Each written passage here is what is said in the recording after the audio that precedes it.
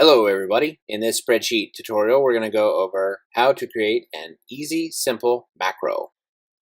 Let's go ahead and go to our Developer tab. Then let's go to Record Macro.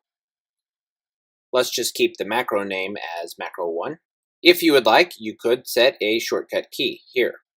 Let's hit OK.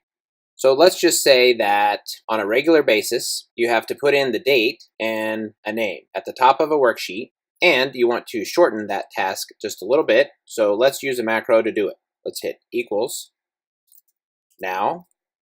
Now keep in mind the macro is recording because you can see it says stop recording.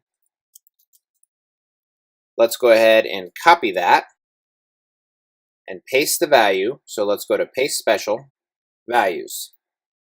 Let's hit OK. And let's put in the name. We can hit stop, and now that macro is available to use. So let's create a new worksheet. Let's go to macros. Let's go ahead and click on macro 1 and click run. And now you can see we get our date and our name.